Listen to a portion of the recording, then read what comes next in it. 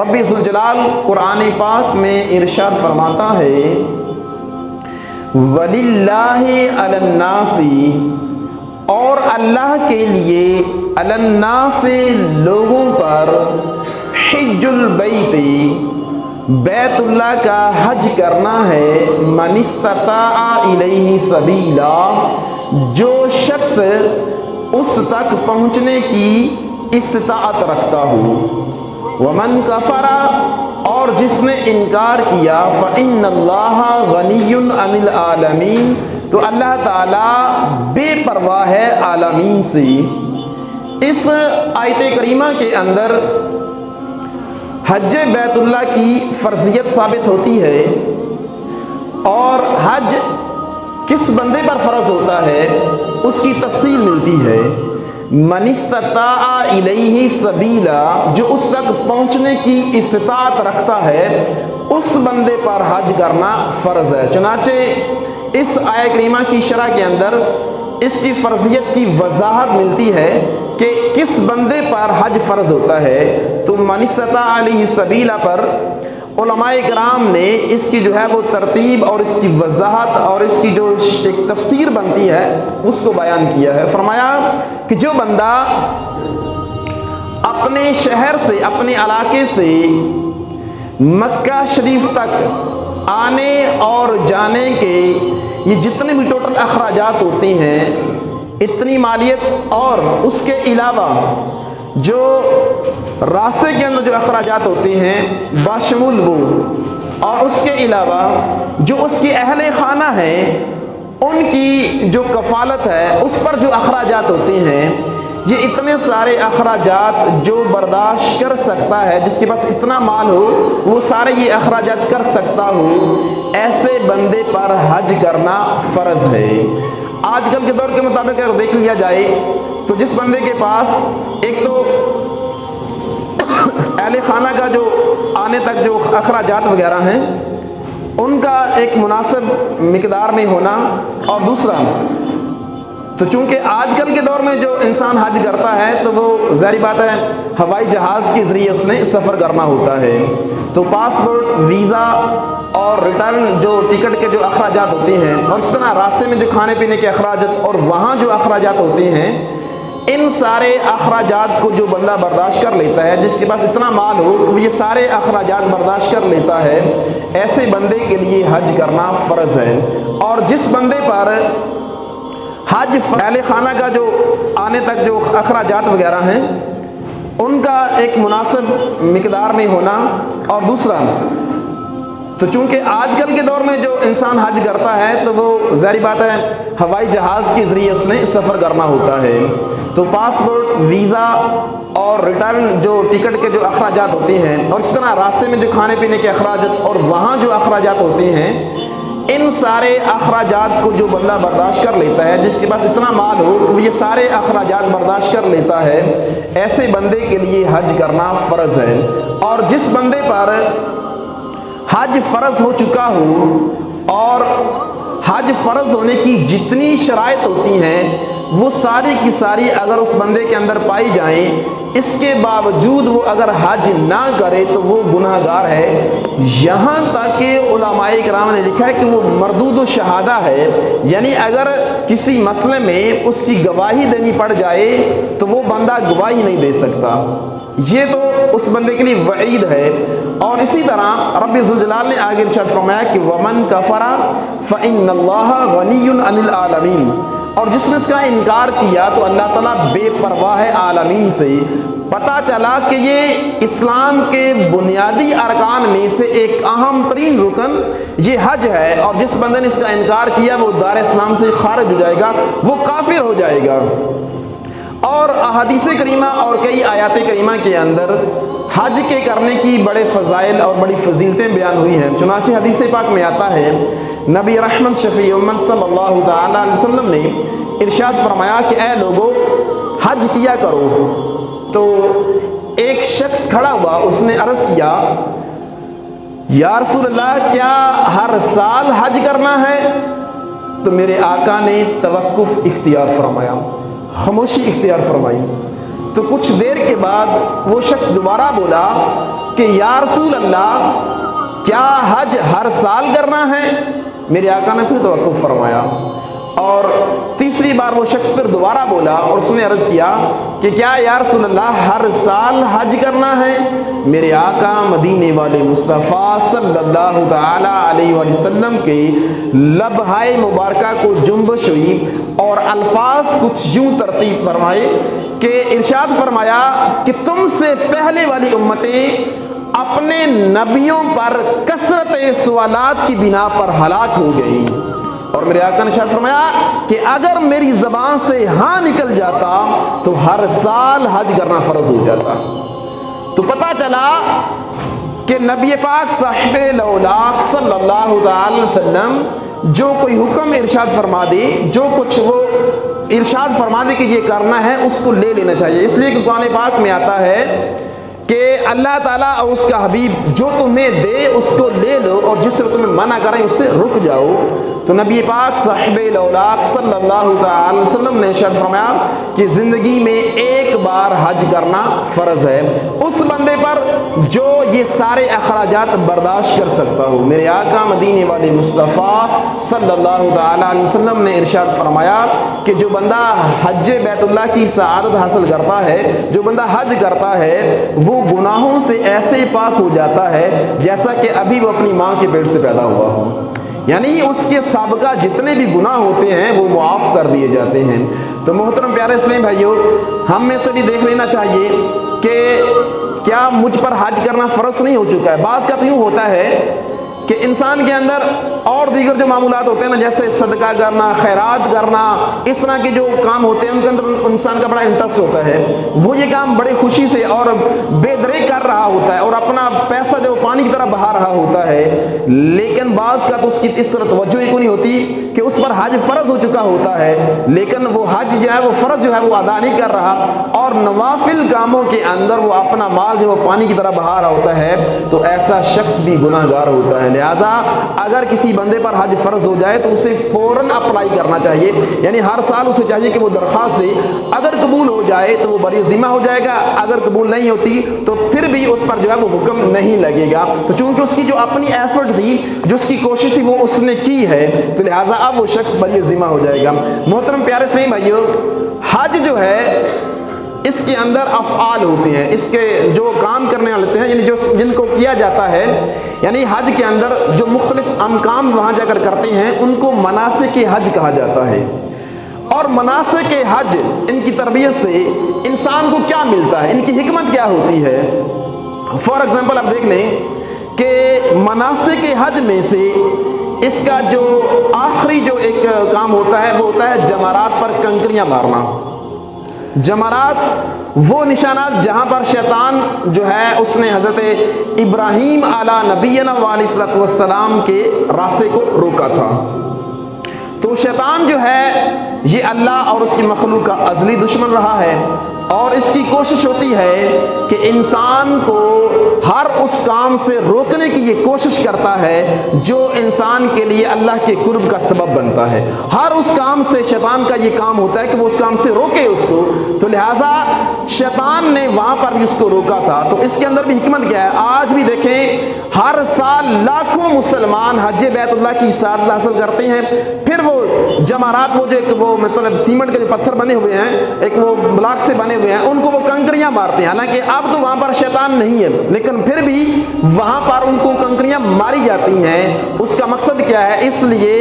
کہ اللہ کے خلیل حضرت ابراہیم علیہ نبینا علیہ السلام کی اس یاد کو تازہ کرنا مقصود ہے کہ جس دن حضرت خلیل اللہ علیہ نبینا علیہ السلام اپنے رب کے حکم پر اپنے بیٹے کو لے کر کے جا رہے تھے، اور یہ وہ جگہ تھی جہاں پر شیطان نے آپ کا راستہ روکا تھا اور آپ نے وہ کنکر مارے تھے، اور وہ کنکر مارنا رب ذوالجلال کی بارگاہ میں اتنا مقبول ہوا کہ اس کو اسلام کے شعائر میں سے بنا دیا گیا، اسلام کی نشانیوں میں سے بنا دیا گیا۔ ہزاروں سال بیت گئے، اب لاکھوں اربوں لوگ جو ہیں وہ حج کر چکے، کر رہے ہیں، قیامت تک کرتے رہیں گے، لیکن رب ذوالجلال ज़ुलजलाल को खलील अल्लाह की ये अदा इतनी पसंद आई कि बाद में आने वाले लोगों के लिए लाजम कर दिया कि वो भी वहाँ पर कंकर मारेंगे। चुनाचे बहुत सारी अहादीस और कुरान पाक की जहाँ इनका तज़किरा मिलता है, वहाँ तफसीर के अंदर इसका वाक़या जो बड़ी तफसील के साथ मिलता है कि जब रब ज़ुलजलाल ने अपने खलील को ये हुक्म इरशाद फरमाया था कि वो अपने बेटे को ज़बह करें, तो चुनाचे आप अपने बेटे को लेकर अपने घर से उसको तैयार करके चलते हैं। जब चलते हैं तो शैतान जो है उसको मौका मिलता है, बसूरत इंसान वो आपके घर हाजिर होता है और आ करके हज़रत माई हाजरा रज़ी अल्लाह ताला अन्हा से पूछता है कि आपके ज़ौज कहाँ हैं और आपका बेटा भी नज़र नहीं आ रहा। तो इस पर हज़रत हाजरा रज़ी अल्लाह ताला अन्हा ने इरशाद फरमाया कि वो दोनों बाप बेटा किसी काम के लिए घर से बाहर निकले हैं। तो शैतान ने कहा कि वो किसी काम के लिए नहीं गए हैं, बल्कि आज आपका शोहर आपके बेटे को कत्ल कर देगा, उसकी गर्दन जब वो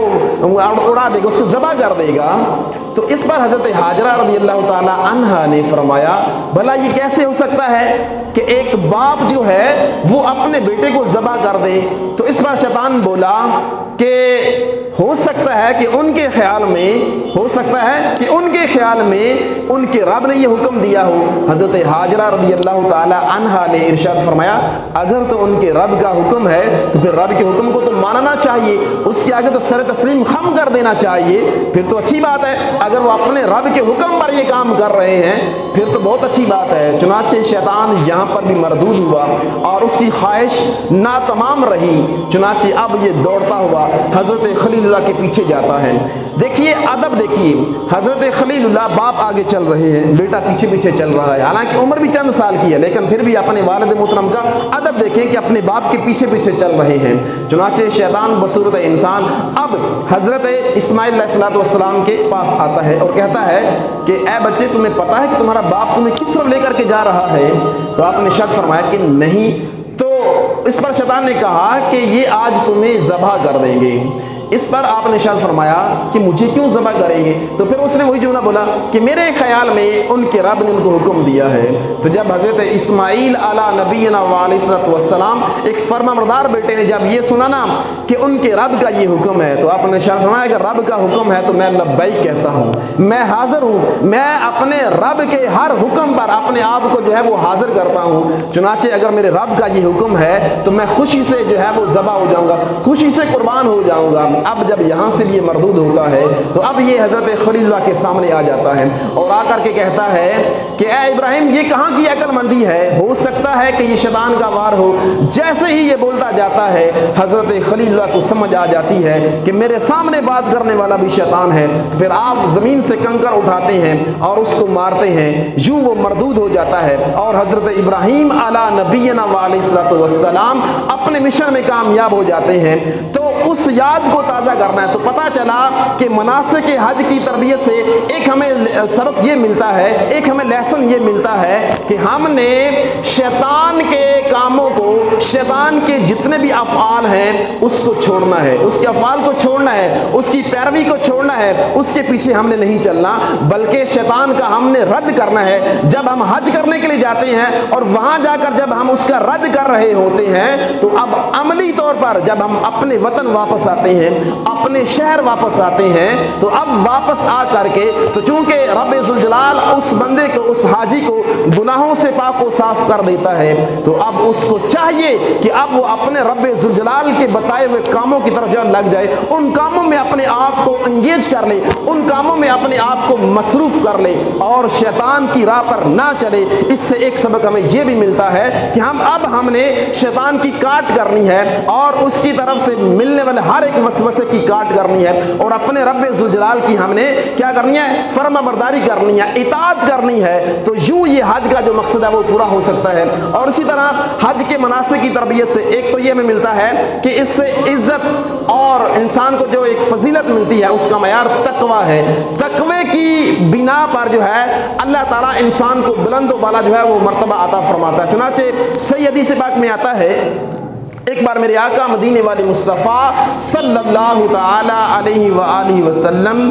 اپنا مسجد نبوی شریف سے تشریف لاتے ہیں اور بازار کی جانب کوچ کر کے جا رہے ہیں۔ آپ بازار سے گزر رہے ہیں اور بازار میں ایک سیاہ فام غلام کو لایا جاتا ہے، جو غلام یہ صدا لگا رہا ہوتا ہے کہ مجھے وہ بندہ خریدے جو مجھے رسول اللہ کے پیچھے 5 وقتہ نماز پڑھنے سے نہ روکے، میں صرف اس کا غلام بننا پسند کروں گا۔ میرے آقا مدینے والے مصطفیٰ صلی اللہ علیہ وسلم اپنے آنکھوں سے اس غلام کو ملاحظہ بھی فرما رہے ہیں اور اپنے کانوں سے اس کی گفتگو کو سن بھی رہے ہیں کہ وہ جو سیاہ فام غلام ہے وہ یہ صدا لگا رہا ہے کہ مجھے وہ بندہ خریدے جو مجھے مسجد نبوی شریف رسول اللہ کے پیچھے 5 وقت نماز پڑھنے سے نہ روکے، صرف وہ بندہ مجھے خریدے۔ چنانچہ ایک شخص نے اس شرط کو منظور کر لیا اور اس سیاہ فام غلام کو خرید لیا۔ میرے آقا مدینے والے مصطفیٰ صلی اللہ تعالی علیہ وسلم ہر نماز میں اس غلام کو اب ملاحظہ فرمایا کرتے تھے۔ وہ دیکھا کرتے تھے کہ وہ غلام میرے پیچھے نماز پڑھنے کے لیے آیا کہ نہیں آیا۔ فجر کی نماز آپ پڑھانے کے لیے تشریف لاتے ہیں تو اس غلام کو دیکھتے ہیں، ظہر کی نماز کے لیے تشریف لاتے ہیں اس غلام کو دیکھتے ہیں، عصر کی نماز پڑھانے کے لیے آپ تشریف لاتے ہیں اس غلام کو دیکھتے ہیں، مغرب کی نماز آپ پڑھانے کے لیے تشریف لاتے ہیں اس غلام کو آپ ملاحظہ فرماتے ہیں، عشاء کی نماز آپ پڑھانے کے لیے تشریف لاتے ہیں اس غلام کو آپ ملاحظہ فرماتے ہیں۔ یوں شب روز چل رہے ہوتے ہیں، کچھ دن ایسے آتے ہیں بیچ میں وہ غلام نظر نہیں آتا۔ میرے آقا مدینے والے مصطفیٰ صلی اللہ تعالی وسلم نے پتہ کرایا کہ فلاں شخص فلاں غلام جو نماز پڑھنے کے لیے آیا کرتا تھا کچھ دنوں سے وہ نظر نہیں آ رہا۔ آپ کے پتہ کرنے پر آپ کو بتایا گیا کہ وہ غلام بیمار ہے، صاحب فراش ہو چکا ہے، بستر پر آ چکا ہے، وہ اتنا کمزور ہو چکا ہے کہ اب وہ چل نہیں سکتا، اس لیے یا رسول اللہ وہ آپ کی مسجد تک نہیں پہنچ پاتا۔ سبحان اللہ، قربان جائیے میرے آقا مدینے والے مصطفیٰ صلی اللہ تعالی وسلم نے جب یہ سنا نا کہ میرا غلام بیمار ہو گیا ہے اور نکاحت کی وجہ سے وہ میرے حضور حاضر نہیں ہو پا رہا ہے، تو میرے آقا پھر خود جو ہے وہ مسجد نبوی شریف سے تشریف لاتے ہیں اور اس غلام کے پاس اس کی عیادت کرنے کے لیے جاتے ہیں۔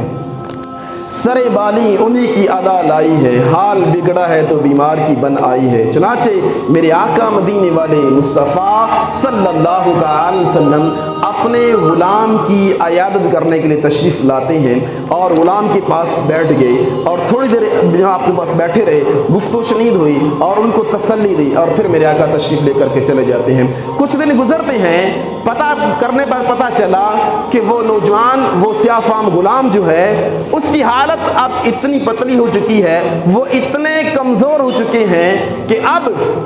ان کی جان کنی کا وقت آ چکا ہے۔ اب ان کی جو زندگی ہے وہ زندگی اور موت کی کشمکش میں اب ان کے لمحے گزر رہے ہیں۔ چنانچہ جب میرے آقا کو پتہ چلا نا کہ ان کے غلام اب اس دنیا سے رخصت ہونے والے ہیں، میرے آقا مدینے والے مصطفیٰ صلی اللہ تعالی علیہ وآلہ وسلم اپنی مسجد نبوی سے باہر تشریف لاتے ہیں اور غلام کے پاس حاضر ہو جاتے ہیں، پھر اس غلام کا سر اٹھاتے ہیں اور اپنی جھولی میں رکھ لیتے ہیں۔ دیکھیے میرے آقا کو اپنے غلاموں سے کتنا پیار ہے، سبحان اللہ۔ اور یہ ایک عاشق کے لیے اور انسان جس سے محبت کرتا ہے، اور یہ اس کے لیے بہت بڑی سعادت کی بات ہے کہ وہ جس ہستی سے محبت کرتا ہو، وہ جس ہستی کے لیے اس دنیا میں آیا ہوا ہو، جس کی زندگی کا مقصد ہی رسول اللہ کی ذات ہو، اگر ان کی ذات بوقت موت اگر ان کی ذات جو ہے وہ تشریف لے آئے تو اس کے لیے تو سعادت کا اس سے بڑا اور کوئی ذریعہ ہو ہی نہیں سکتا، اور کوئی بڑا موقع ہو ہی نہیں سکتا۔ چنانچہ میرے آقا مدینے والے مصطفیٰ صلی اللہ تعالی علیہ وآلہ وسلم نے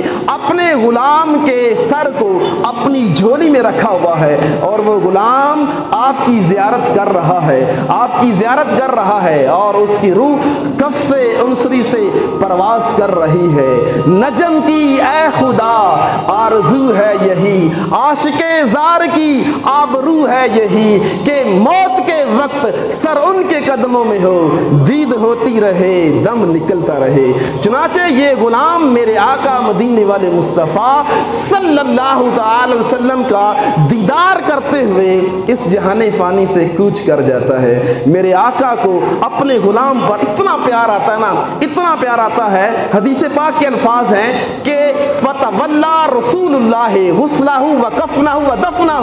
میرے آقا مدینے والے مصطفیٰ صلی اللہ تعالی وسلم نے ارشاد فرمایا اس کو غسل دینا، اس کو کفن پہنانا، اس کو قبر کے اندر اتارنا یہ میری ذمہ داری ہے۔ ذرا غور کیجئے میرے آقا کو اپنے غلام کے ساتھ کتنی محبت ہے، اور یہ حقیقت بات ہے اس عاشق مصطفیٰ کے لیے، اس انسان کے لیے اس سے بڑی کوئی سعادت نہیں حاصل ہو سکتی کہ انسان جس سے محبت کرتا ہو، جن کی محبت میں انسان کی زندگی کے لمحے گزرتے ہوں، جن کی یاد کرنے سے انسان کے دل کو سکون ملتا ہو، جن کے ہجر میں انسان کی آنکھوں کا آنسوؤں کا سراب پیش کرتی ہو، اور اگر ان کی ذات، اگر وہ ذات اپنے ہاتھ مبارک سے غسل دے، اپنے ہاتھ مبارک سے کفن دے، اپنے ہاتھ مبارک سے قبر میں اتارے، اس سے بڑی سعادت اور کیا حاصل ہو سکتی ہے؟ چنانچہ میرے آقا مدینے والے مصطفیٰ صلی اللہ تعالی وسلم اپنے غلام کو خود اپنے ہاتھوں سے غسل دیتے ہیں اور کفن دیتے ہیں اور پھر اپنے ہاتھوں سے اس کو دفن کرتے ہیں۔ تو پتہ چلا میٹھے اور پیارے اسلامی بھائیوں، جب انسان اپنے اللہ اور اپنے حبیب کے ساتھ جب محبت کرتا ہے تو پھر رب ذوالجلال اپنے اس بندے کو یہ مقام و مرتبہ عطا فرماتا ہے۔ چنانچہ اسی وقت جب آپ ان کو دفن کرتے ہیں نا تو حضرت جبرائیل امین علیہ السلام حاضر خدمت ہوتے ہیں اور عرض کی کہ یا رسول اللہ، آپ کا رب آپ کو سلام ارشاد فرما رہا ہے، اور پھر ارشاد فرمایا ان اکرمکم عند اللہ اتقاکم۔ تو پتہ چلا کہ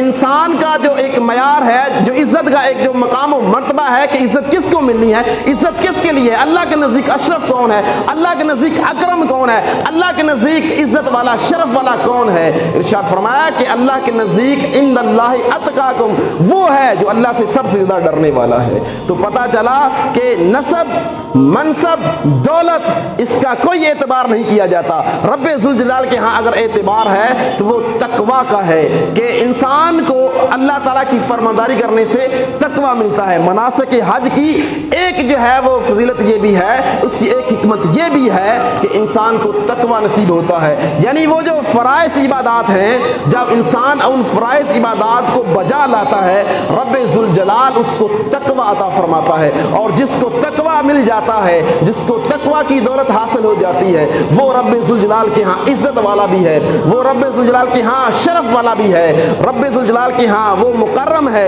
اور اس کی جتنی شانیں بیان کی جائیں وہ کم ہے۔ تو پتہ چلا کہ رب ذوالجلال کے ہاں اگر ہم نے اپنے مقام و مرتبے کو حاصل کرنا ہے تو اس کے لیے تقوی اختیار کرنا ہے، اپنے رب کا خوف اپنے دل میں راسخ کرنا ہے، اور جس شخص کے دل میں رب ذوالجلال کا خوف راسخ ہو جاتا ہے پھر وہ دنیا مافیا سے بالکل غافل ہو جاتا ہے، بے پرواہ ہو جاتا ہے، پھر دنیا کی پریشانیاں اس کے سامنے ہیچ ہوتی ہیں، اس کی نگاہ میں اس کی زندگی کا مطمع نظر، اس کی زندگی کا مقصد صرف اور صرف رب ذوالجلال کی ذات ہوتی ہے۔ میٹھے اور پیارے اسلامی، ہمیں بھی ان باتوں کو مد نظر رکھتے ہوئے اپنے رب کے حضور سر بسجود ہونا چاہیے، اور جو فرض عبادات ہم پر نافذ ہیں، جو ہماری طرف متوجہ ہوتی ہیں، ان فرض عبادات کو بجا لانا چاہیے اور اپنی پوری کوشش کرنی چاہیے، ایفرٹ کرنی چاہیے کہ ہم ان فرض عبادات کے اندر ان کو بجا لانے میں، ان کی ادائیگی میں ہم کامیاب ہو جائیں۔ اللہ تعالیٰ کی بارگاہ میں دعا ہے کہ چند ایک باتیں میں نے آپ کی بارگاہ میں پیش کی، رب ذوالجلال ہم سب کو ان پر عمل کرنے